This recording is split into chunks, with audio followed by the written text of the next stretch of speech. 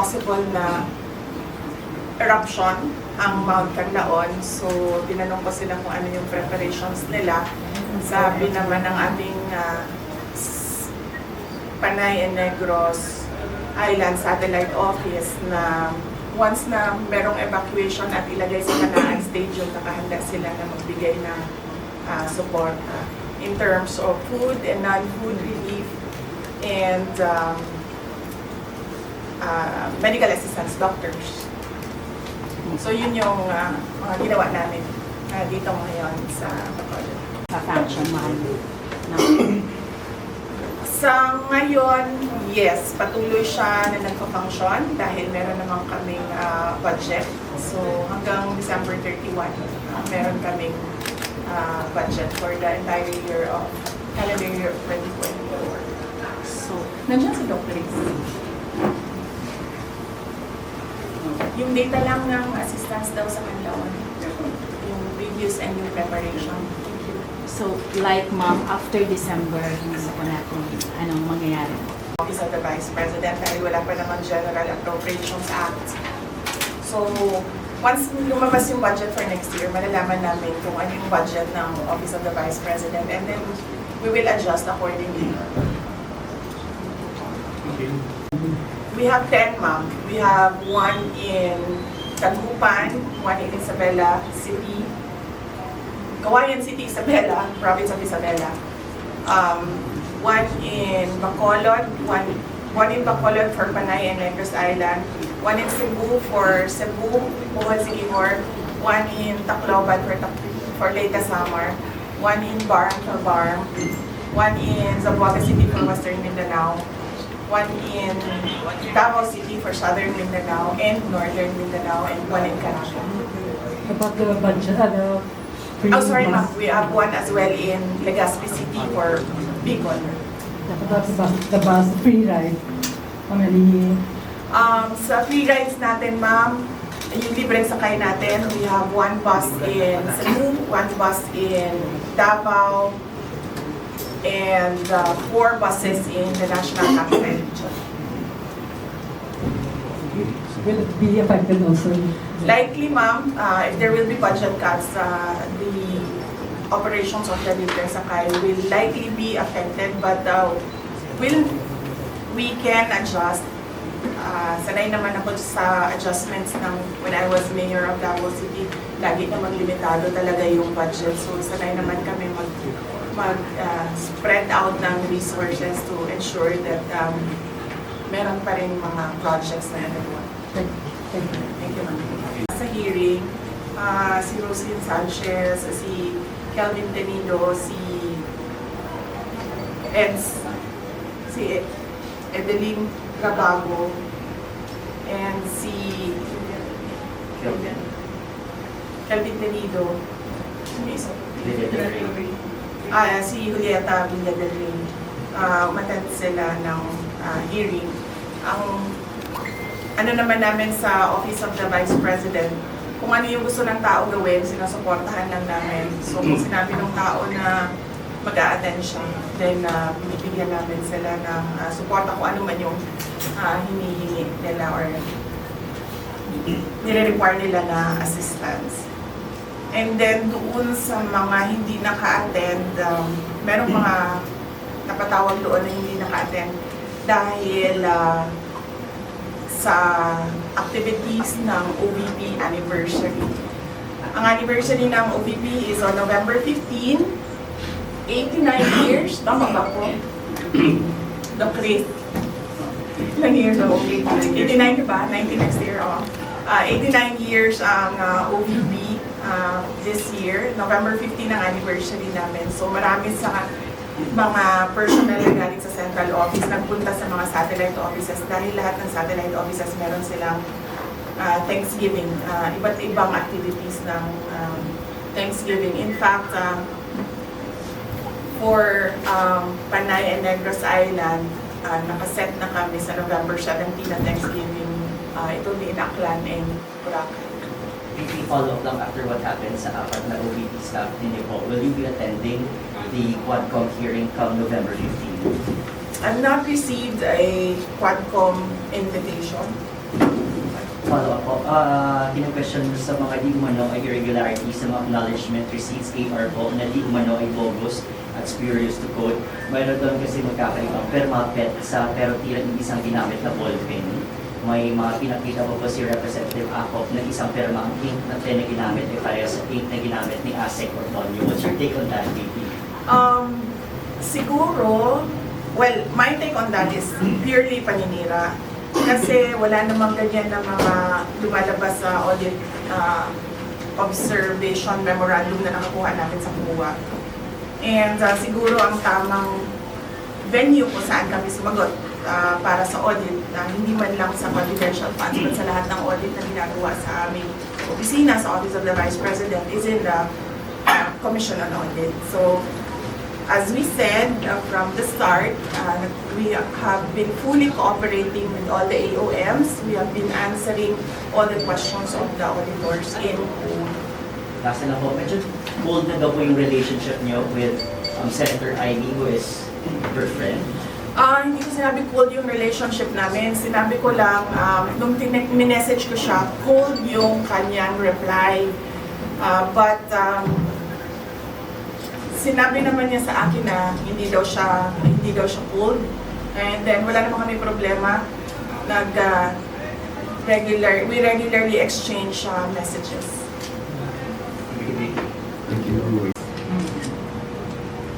So how many Filipinos will be affected na naghihingi ng tulong sa Office of the President just in case of the project job?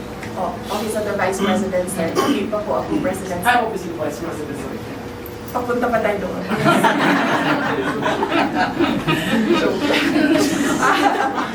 I'm sorry. Sorry, I do not have the numbers, but Doc Chris will prepare the, yes. Yes, we can have yung July 1 natin na, parang report. Do we have it? Do you have a copy, Sir Chris? Yung July 1 report natin. Meron talagang mga tao na nagsasabi sa akin na bumoto lang naman kami dahil sinabi mo. So, given that some people follow what I say, meron akong parang hesitation ngayon na magsabi ulit kung sino ang mga iboto ng mga tao. Pero, paalala ko lang sa ating mga botante na kilatisin nila yung mga kandidato sa mga lugar nila. Tingnan nila kung ano yung nagawa, tingnan nila kung ano yung sinabi, at natupad ba or binigay ba yung mga sinabi ng kandidato. And syempre, ikumpara nila ang iba't ibang mga kandidato nila. Huwag silang maniwala sa endorsement lang ng isang tao o endorsement lang ng isang sikat na personalidad.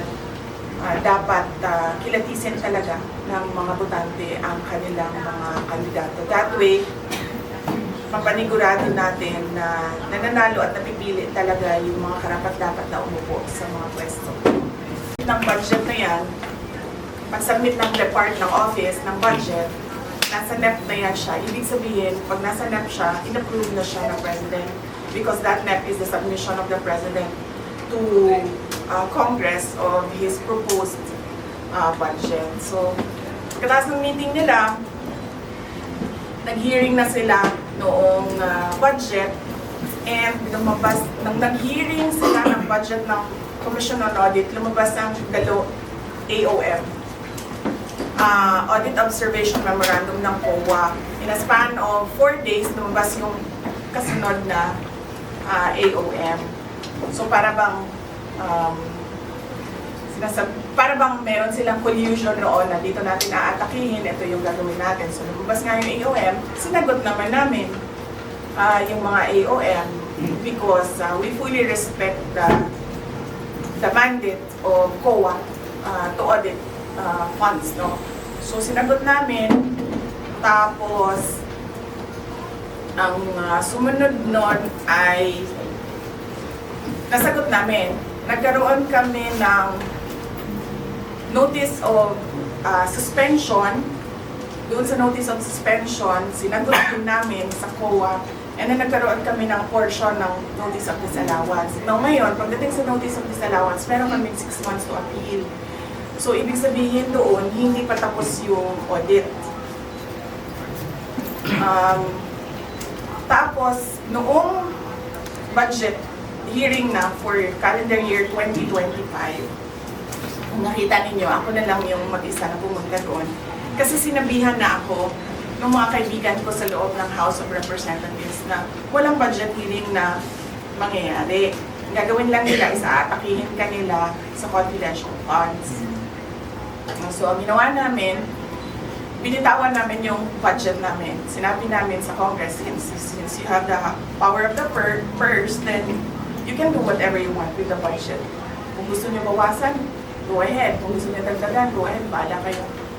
Anyway, mga katrabaho pa naman kami. Kung ano yung maiwan, yun yung gagamitin namin para magtrabaho.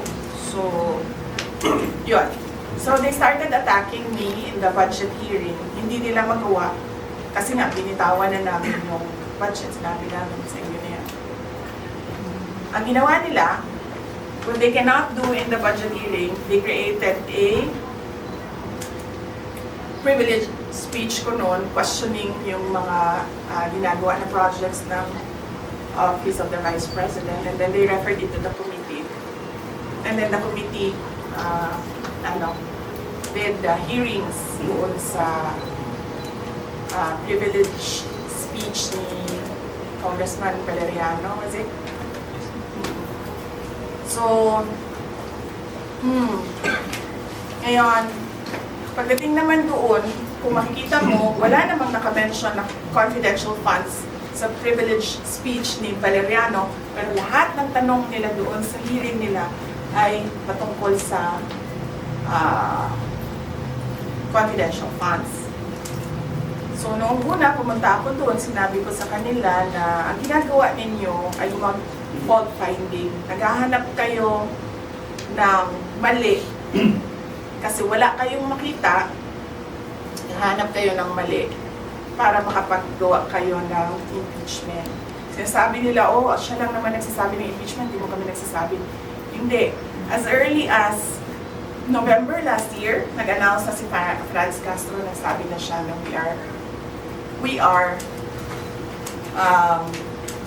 talking about impeachment. Ang problema sa kanila kasi wala talaga silang evidence of wrongdoing. That is why pinipilit talaga nila na maghanap ng katiwalian, kumbaga, dyan sa mga hearings nila na hanggang ngayon, hindi pa rin nila nakukuha. Sinisira lang nila ng sinisira yung institution, yung integrity ng dignity ng institution ng Office of the Vice President, and of course, yung mga pangalan ng mga ordinary employees. Doon masakit ang loob ko. Kasi mga ordinary employees lang ito sila. I mean, sa akin, wala namang problema na sirain yung ang pangalan ko. Kasi nung pumasok ako sa politika, expected naman na talaga yun na, diba, sa politika, siraan talaga yun. Sisirain mo ang kalaban mo para magmukha kang malinis, magmukha kang mabait. Ganun ang usual na strategy ng mga politicians. So, walang problema sa akin. Ang problema ko, at yun yung kinakasama talaga ng loob ko, ay nadadama yung mga tao na wala namang ginawa kundi nagtrabaho lang doon sa Office of the Vice President. So, yes, it's politically motivated, ma'am. Kasi,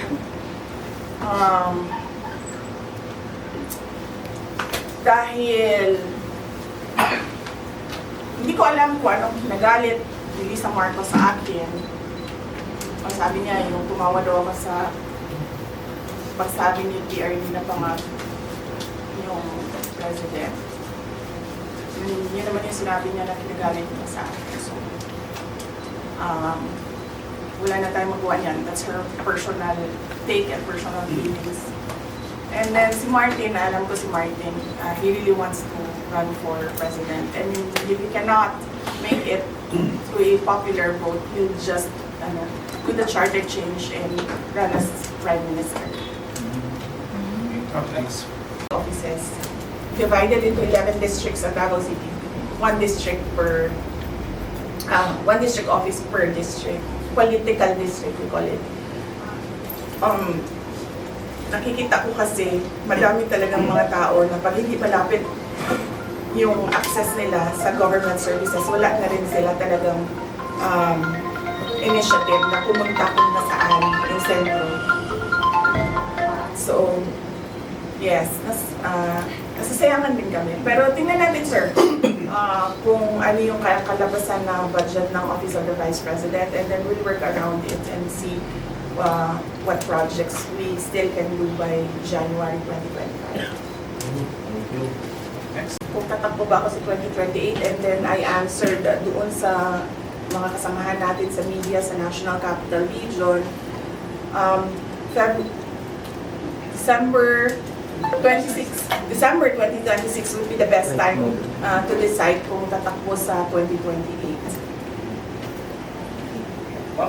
There's a follow-up from the OVP media. Ang sabi po ni Deputy Speaker Suarez, bakit daw pare-parehas yung mga travel order? Explain ko na kanina, no? Walang mali siya yan. Meron kami OVP anniversary sa November, 89th anniversary sa November 15. Lahat kami, tulad kami ni JC, nandito kami ngayon to discuss OVP anniversary for Panay and Negros Island. So, merong isa pumunta ng Cebu at merong isa his trip was not for a anniversary. Ang trip niya is to Caraga, preparing for possible typhoon sa December. Kasi usually Mindanao, December yung bagyo sa Mindanao. Experience namin doon. Even nung mayor ako ng kadalawang bagyo ako, December lagi ang Mindanao na bagyo. And then the other two, yes, Thanksgiving ang kanila, yung isa Bukidnon ng area. So, kahit ako man, wala din ako sa central office for after November 16 kasi tuloy-tuloy na yung mga Thanksgiving activities ng iba't ibang satellite offices. Busy ang Office of the Vice President ngayon kasi from our 89th anniversary, November 15, meron na kaming year-end celebration on November 29. So, pinasok namin lahat ng schedule between November 15 and November 29. And then, ang maiwan na lang for December are the Christmas gift giving doon sa Luzon, sa NCR. Doon na hindi na ako sasali sa politics. Ako man, gusto ko din. Ang problema ko is that I need to answer to 32.2 million Filipinos na who gave their trust and confidence for me to become the Vice President of everyone, hindi lang 32.2 million. Darating din tayo doon na hindi na ako sasali sa politika. But buhay kasi natin, hindi natin alam kung anong mangyayari bukas. We can only plan. But it's always God's purpose that shall prevail. So, plano lang tayo ng plano mo, pero magtiwala din tayo sa Diyos. Well, that is his prerogative. Hindi ko alam kung bakit hindi siya umattend sa invitation ng hearing ng Quadcom. But kung ano yung desisyon niya, tulad nung sinabi ko kanina, kung ano yung desisyon ng mga OVP personnel, doon lang din ako susuporta. Mahirap kasi sabihan ng tao, umattend ka or huwag ka umattend. Kasi siya yung uupo dun siya yung sasagot dun. Hindi naman ako, hindi naman ibang tao. So, kung ano yung desisyon nila, suportahan ko lang. Pero last na lang po ma'am, sa question kanina ni Adrian na wala pa kayong invitation come November 15. So ma'am, given na may invitation, mag-attend po kayo ulit. Sa Quadcom, hindi na siguro. Ito ba yung Save the Queen?